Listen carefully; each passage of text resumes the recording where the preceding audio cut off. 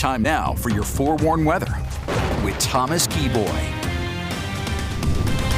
Good morning, Utah, and happy Friday. We made it to the end of the work week. Across the Beehive State, it's a mostly quiet start to the morning. We do have a few light showers in eastern Utah, nothing that's going to be really getting in your way.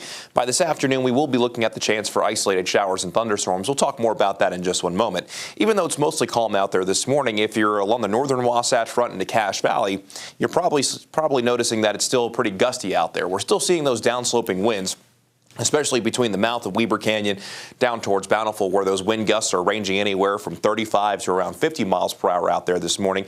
Not too significant, but you'll definitely notice it. And it's also gusting around 30 miles per hour at the U of U.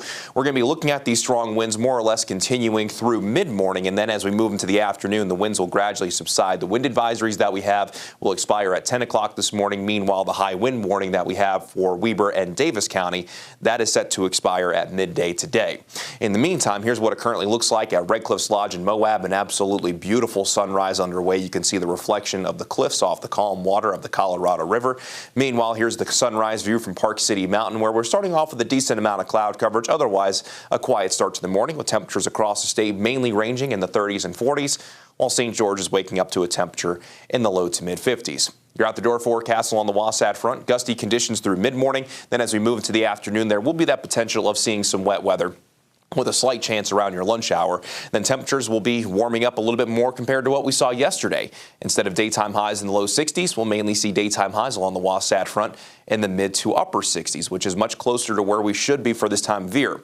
The average high today in Salt Lake City, 70 degrees. We come in just shy of that at 68. Most spots across the state will see daytime highs in the 50s and 60s until you get down to southernmost Utah, where a few spots will see daytime highs in the 70s. And the best chance of wet weather today will be along and south of I-80, especially near the I-70 corridor, favoring the high terrain with those daytime highs, again, mainly coming in the 50s and 60s. And then down south, we'll get to 79 in St. George, 73 in Lake Powell, 71 in Hanksville, with some of those spots that will see those daytime highs in the 70s. Let's begin the futurecast, and here's that upper level low pressure we've been talking about the last couple of days that's been helping to keep our weather a little bit unsettled. And you can see as we move into the afternoon with the peak daytime heating, we get those scattered showers and thunderstorms with that best chance mainly south of Salt Lake and that best chance really along the I-70 corridor. Then as we move into tomorrow, we basically do the same song and dance once again as that low pressure finally begins to move back to the east. Then as we go into Mother's Day, that low pressure moves out of the way completely. High pressure builds in, and I'm thinking for Mother's Day on Sunday, the weather looks pretty good. And with that high pressure building in, daytime highs will continue to warm. So after starting off this week with temperatures well below average, by the end of the Mother's Day weekend, temperatures will be above average across the state.